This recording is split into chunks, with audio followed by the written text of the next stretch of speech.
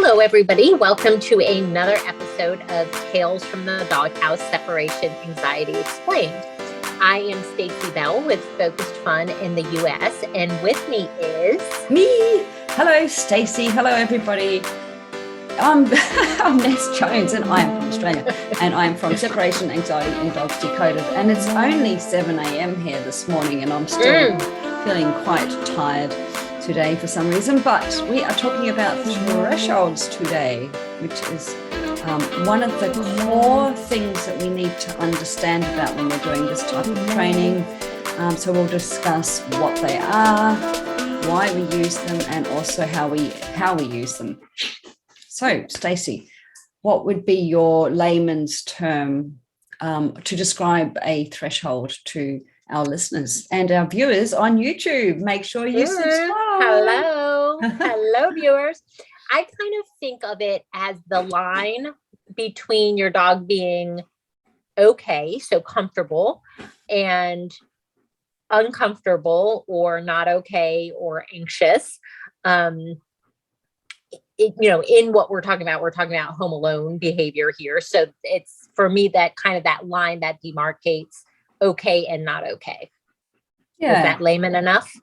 Yeah, I describe it to my clients as almost like the panic line. So above the panic line is all those reasons that have come to me as a practitioner, the barking, the crying, the howling, the destroying things, the soiling, the attempts to escape, all those really obvious signs. And then under that panic line, the dog's fine. And then, of course, but I also say that panic line can be quite thick. So at the top of it, you're edging up towards those horrible behaviors that we don't want to see. But underneath that line, or in the lower part of the line, I'm not explaining this very well.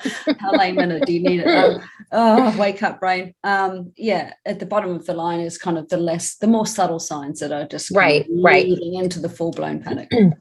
So if we could kind of think of it as green is okay, comfortable, yellow is that kind of transition between being okay and panic, and then red is the panic, and that yellow for are those subtle signs. So they're kind of moving up the anxiety scale. And for some dogs, that can be quite wide, right? Like, so it takes them kind of a longer time to escalate from being okay to being panicked. And then other dogs, it can be quite narrow, and they go from being okay to absolutely panicking with all of those big behaviors that Nessa is talking about really, really quickly. So a lot of it is just knowing your dog and knowing kind of what behaviors they start showing when they're a little bit uncomfortable. So maybe at the beginning of that yellow zone. I've got a question for you. Yes. So when you say red, yellow, green, are they like your stoplights in America? Yes. Are they like your stoplights there? A red, orange, green. Really? Yeah. Yeah. Well, should we change it to orange? Anyway, no. I'm just curious. But yeah, definitely that some dogs have a really clear pattern too, don't they? So they exhibit all these subtle signs in quite a clear way each and every time, whatever they particular ones are. I had one client it would get off the couch. It was a greyhound. It would come to the door. You'd see a bit of whale eye. Then it would do a yawn, lick its lips. It generally did a big stretch. And then it would maybe start whining. Right. But each time it was quite clear where it was leading. And that's really great. When a dog is very consistent about how the behaviors they show as they're escalating, because then you can start saying, every time the dog gets off the couch and heads towards the door, I should just come back then, because there's no sense in letting it escalate more. It's the dogs that throw something a little different at you every time that are a little bit trickier. I think you have to it's just more nuanced, I guess. Yeah, for sure. So, I guess that leads into why it's important for you as a homeowner. Gosh. I tell you what, Stacey, my brain is just, I'm just feel completely wiped out this morning. I don't know we why. even let you sleep in an hour and a half later. I know. Homeowner, dog owner. Yeah, it's so important for dog guardians. You want to go with guardian? Yeah, it's go with guardians. Parent, guardian. Yeah. To understand what their dog looks like. So knowing your dog, and you're the best person to know your dog because you're with them all the time. So that's why it's really important to know what your dog's subtle signs are leading into the threshold. And also, and we've talked about this before, but just to reiterate, because I think it's really important, is knowing what your dog's normal is, right? So what is normal when they're playing? What's normal when they're resting? What's normal when they feel anxious? What are their ears look like in each of those categories? What does their tail look like? What's neutral for your dog and what's anxious, and just really being a good observer all the time. So you can say, well, he was resting and he got up and stretched and yawned and licked his lips, but he does that all the time. Like every time he gets up, he does that. So then in a session, we're not going to be concerned about it if that happens in the same way. Now, sometimes we can see, a different intensity of those same behaviors, and we might then look a little bit more closely. But in a case where we're just looking at it and being like, yeah, that's normal for my dog. So that's really important too. Oh, yeah. I mean, I always coach my clients in context as well. So is the dog scratching because it's like a displacement activity, or have they got an itch? Are they yawning because they just woke up, or are they yawning because they're stressed or they're trying to calm themselves down? Are they doing a shake off because they just woke up, or are they shaking off because they're a bit trying to get rid of some excess adrenaline or what have you? So context is so important. Yeah. Right. Or like in Rowan's case, if the cat walks by, he might do some of those displacement behaviors. But it would, so you have to look at the context, right? So I do think that's important. And even something is like, barking might be your dog's symptom of being anxious. But even in the context of that, it could be that they're barking because they heard a noise outside. So you have to know what your dog's barks sound like. I can tell when mine are barking because they're alerting on something, as in, Mum, we're not sure about this. Do you want to come and check it out? Or, hey, Mum, there's something out here. Come out here now. Rah, rah, rah. There's sort of something, alarm barking. So just knowing your dog, understand your dog, observe your dog. Yeah.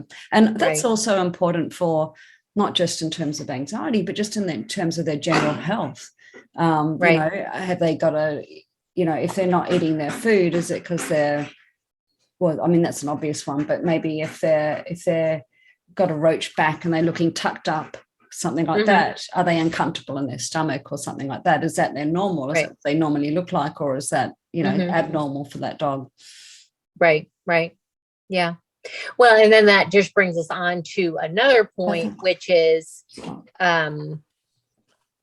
just making sure that you have eyes on your dog, right? So talking about eyes on my dog behind me has got a hot spot, and I'm going to have to put a collar on later because she's nibbled at her tail.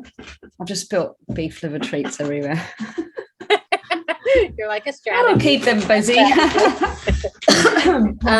But just having a camera and a live stream when you're watching your dog, because you really, I think a really important part of the training is making sure your dog is not crossing over even into the yellow or orange. And if you're in Australia, now we have to ask Sarah in the orange about her stoplights, but yellow or orange, we don't even want the dogs to go in there because, remember that we're trying to build positive or neutral home alone experiences. So even if the dog is feeling a low level of anxiety, they're still feeling anxiety or discomfort or, however you want to label it. And that's not what we're trying to build here. I think it's if we can capture the moment before we see any of those subtle signs, that's really what we want. And how do we do that, Stacey? We make training plans. And Ness. I see you. Oh yes, definitely. I mean, yeah, like I said, we have to be watching the dog, but I think training without a plan is really difficult, because the tendency then is to push up until you see that first sign of anxiety every time, right? Yes. If you're training without a plan, that is what I think the biggest mistake that I see people who are trying to do it, or who have been trying to do it on their own, and then they come to me and they're like, this is what I've been doing. And that's like the most common mistake, is that they're training up until they see signs of anxiety, even if they're small signs of anxiety. You're waiting until the dog's feeling uncomfortable, and that type of thing, that exposure to slightly uncomfortable experiences over and over, can end up sensitizing the dog or making them worse. So we just really want to be careful and intentional in the way that we're training. Yes, indeed. I think most homeowners, Stacey, what's going on? Brain is misfiring this morning. I think most dog owners, oh goodness, there's more treats here.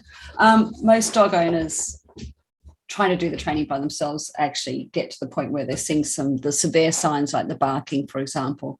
But yes, some of them that maybe understand their training concepts probably aren't nipping it in the bud soon enough. As you say, they're waiting till they see the subtle signs.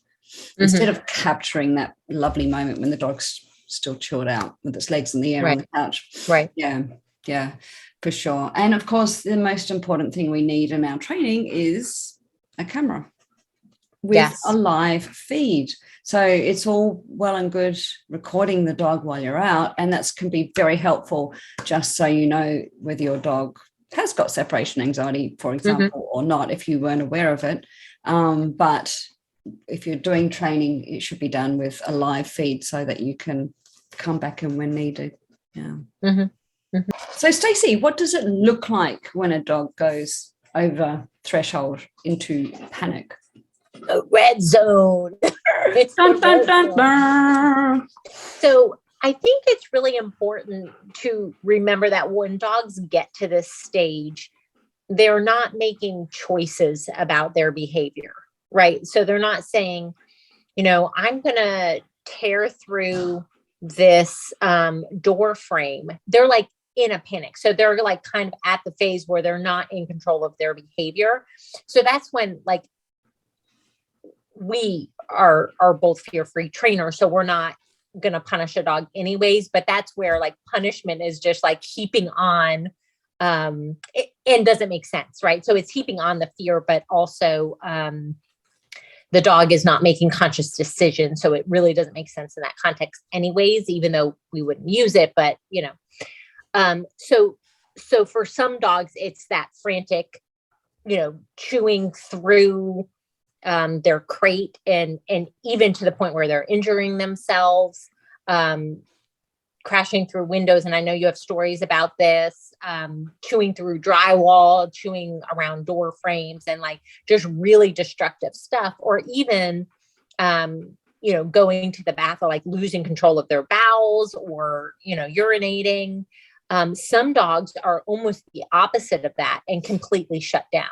Right. Like, so you might see them like cowering in a corner, like totally frozen, not moving. So those are both like kind of the extreme panic responses that you can see. And I do see this, I think I see it more like in people that I have worked with or experienced discussions with, see more trying to escape out of the crate, especially when I'm working with people in rescue. A lot of times the rescue will say, put them in a crate or, a stronger crate or whatever. And the dog is just so panicked that they can do a lot of damage to themselves and to the crate trying to get out. Yeah, for sure. Dogs that lose their bowels for me is a big one. I mean, that is, I mean, we're talking about dogs that are house trained already, and they just are so panicked.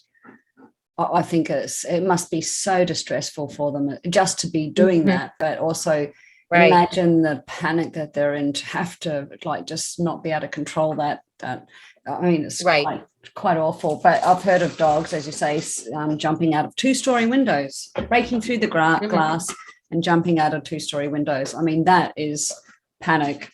Trying to escape, like, well, certainly I had one client whose dog was kept in the backyard when they went out, when it doesn't have it anymore, separate, well, you know, it's got over it, separation anxiety, and was left in the backyard, managed to climb over their shed, cut its face, was gone down the road. Yes, so it's some of the things that dogs do, and, you know, obviously they destroy things in the house. Seem to like electronic devices for some reason, especially or soft fluffy things, pillows and couches. Yes, and the edge frames of couches and things like that. Right. Around exit points, of course. Yeah, that's a big one. Yeah. So when we're looking kind of at that, what we were talking about with the green, yellow, or orange, depending on what country you're in, or red, like the green zone, the dog is fine. It could be happy or neutral. The yellow/orange zone, the dog is kind of more aware of the scary thing, right? So being home alone in this case. And then the red zone is they're kind of like beyond thinking really, and they're in that panic place where they're not controlling their behavior. Whereas in the yellow/orange zone, they can still like control their behavior and think. So anyways, it's like with a dog with say they're scared of thunderstorms, and if they're outside in the yard, they will be over that fence. They're, you know, unless they're the type that's going to go and hide somewhere in a corner on something, once they get over that fence, they're just going to run and run and run, and there's no thought. They're just so panicked, they're just going to go. And it's exactly that, isn't it? So getting to the point where you can't think anymore. It's just, oh God, it's just horrendous, really. To think that a dog could get into that state of mind. And I mean, you see it with horses as well, don't you? Like, I mean, oh gosh, totally off topic, but when they get scared, there's nothing there, you know, there's nothing in there. Right. Yeah. They'll like run through fences and, you know, do a lot of damage to themselves that way, you know, really hurt themselves. And it's like, then afterwards you're like, oh my gosh. I mean, it's hard to watch. Yeah. I mean, Mr. Big, the one that just went running out there, for people that are watching on YouTube, make sure you subscribe. We're getting some more subscribers too, Stacey. It's really good. Yay! Getting the message out there. But yeah, he when we first moved in here, he is noise phobic, and there was just so many weird noises around that he didn't understand. He's all right now, but what I didn't realize is the gate, and I was outside with them, right? So he wasn't out there by himself, but I didn't realize the gate at the back fence actually had a flap at the bottom, so it looks like it went. I mean, I knew it was there, but I thought it was kind of solid. I didn't realize that it was right. So he's a big dog. He's pushed under this little flap. And I just saw this kind of, it was like a swan dive. I just saw their head go, the front feet, then the head, then kind of the body. And then there was this scoops under. Then there was just these two little feet going out underneath this. And I'm like, oh my God. So I managed to get the other two back in, grabbed a lead, went bolting out the front, and he's out the front, but his tail's tucked, his body language was just awful. He wasn't thinking, he wasn't there.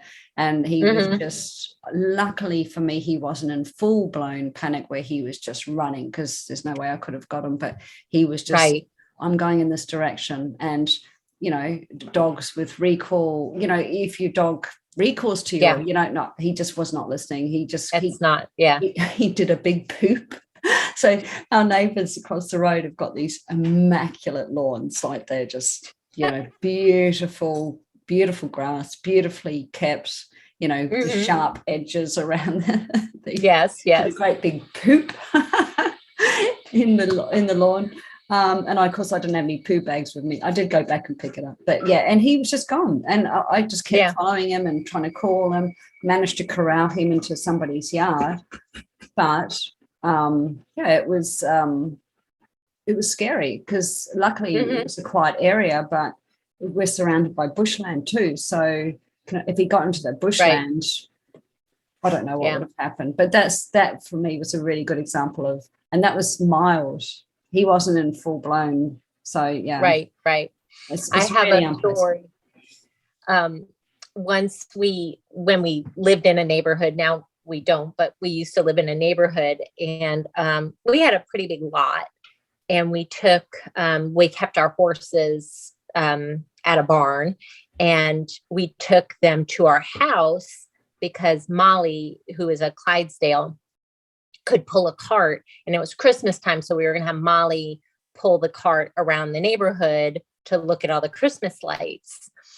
And Molly was like super bomb proof. I mean, like, does not care about anything. So we're like, oh yeah, that's cool. And then we were going to take, I had a horse named Pepsi, name came with him, but his name was Pepsi, and he was not as bomb proof, but we took him with because we thought Molly would just feel better with another horse with her.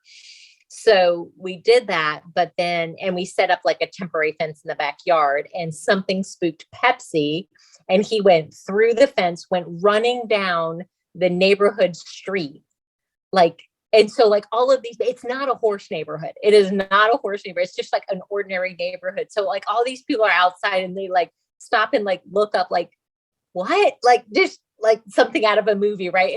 And I just remember this one guy was doing like blowing some leaves, and he like turns around, and like Pepsi's like running by him, and he's like, and the only reason why I caught him is because there's like the manholes. Do you have like sewage holes, like and they have like the black cover, and like he stopped to sniff that in his panic, and I was able to catch him. But otherwise, like, I don't even know like what would have happened. It was like such a random thing. And then we never took them back to our neighborhood again. This is obviously not, Molly was fine. She was fine. She was fine. But Pepsi was not okay with it. So yeah. Mental note, don't bring him back. And then there was another time with a dog. We had a foster dog, and he was very fearful when we first got him. And we always called Rowan his emotional support dog, because he was always like, had to be touching Rowan, laying next to Rowan, and his new adopters adopted him and had him only for a couple nights, and he slipped out the door, and they could not get him. So I went with Rowan thinking that that would help, right? But he was like in these woods, and so we were like kind of tramping through the woods, and I had Rowan on a long line just to make sure we didn't, have two dogs out on the loose. And his name was Frankie. The other dog's name was Frankie. And like, we would catch sight of him, and Rowan would be excited to go see him, but then he was still running from us. Like, even if we weren't moving towards him, even if we were standing still, he would still, like, just because he was in that panic mode, and he wasn't thinking, oh yeah, that's my friend dog, let's go over there and say hi. It was like, the whole world is coming after me, is like pretty much what it, it felt like. It was a happy ending. He got home, stayed with the family, blah, blah, blah. But it was it took like 2 days to be able to capture him. But anyways, it just goes to show how different the mindset can be of a dog or animal when they are in that panic mode. Absolutely. Yeah. So I think we've covered everything to do with thresholds. Yeah. Let's go ahead and wrap up. Yeah. Guys, what we really, really want you to do is subscribe to our YouTube channel, because we like to offer you guys value, and I think we do that. I like to think we do that, even when I am half asleep and muddling my brain up. Yes. So, and you can see us in all our wonderful glory. So I am Ness Jones. You have been listening to Tales from the Doghouse, and thank you so much for listening and watching, hopefully. And I am in Australia from Separation Anxiety from Dogs Decoded. Yep, and I am Stacey Bell in the US with Focus Fun. Thanks for joining us today. We'll see you next time. Bye. Bye.